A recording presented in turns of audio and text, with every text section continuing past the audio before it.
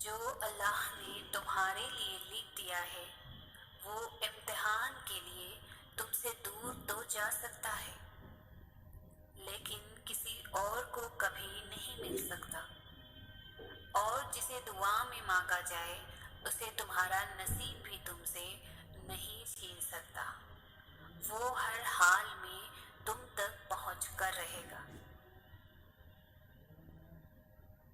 اللہ کا وعدہ ہے جو تمہارا نصیب ہے وہ تمہیں ضرور ملے گا، چاہے وہ دو پہاڑوں کے نیچے کیوں نہ ہو، اور جو تمہارے نصیب میں نہیں ہے وہ تمہیں کبھی نہیں ملے گا، چاہے وہ دو ہونٹوں کے درمیان ہی کیوں نہ ہو۔ جب نیت کچھ اور ہو اور عمل کچھ اور ہو تو پھر قسمت کبھی نہیں بدلتی۔ ہم لوگ اپنی نیت لوگوں سے چھپا سکتے ہیں، اس سے نہیں جس نے ہم کو بنایا ہے۔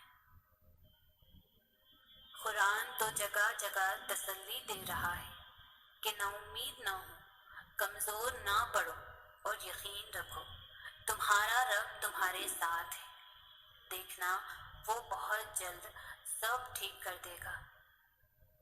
ایک دن تمہارے پاس وہ سب ہوگا جسے پانے کی امید میں تم اتنی دعائیں کرتے ہو، راتوں کو اٹھتے ہو، اللہ تمہیں وہ سب کچھ دے گا جس کی تم تمنا کرتے ہو، تمہارا انتظار ضائع نہیں جائے گا۔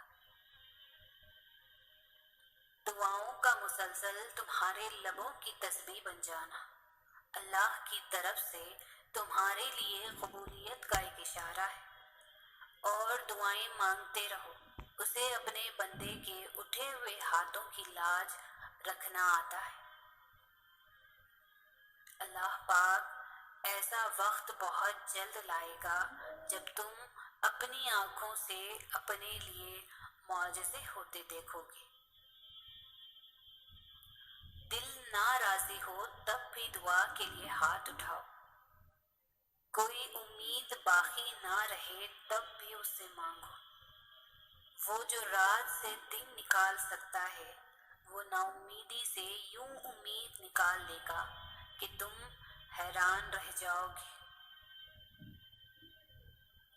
تمہیں یوں ہر بار یقین آ جانا، تمہارے دل میں ہر بار امید کا آ جانا، اور پھر تمہارا دعائیں مانگنا اس بات کی دلیل ہے کہ اللہ کے در سے مدد جلد تم تک پہنچے گی، معجزات کی صورت میں۔ ہو سکتا ہے یہی قبولیت کی گھڑی ہو، اور تمہیں وہ سب مل جائے جسے پا کر تم خوش ہو جاؤ۔ ایک بار پھر ہمت کر کے اس سے مانگ لو، وہ دینے پر قادر ہے، وہ تمہیں ضرور عطا کرے گا۔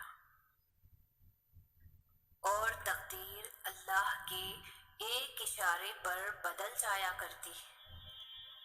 ہم کن صرف پڑھتے ہیں لیکن فیکن پر یقین نہیں رکھتے، جبکہ اللہ اور انسان کے درمیان سب سے گہرا رشتہ یقین کا ہی تو ہے۔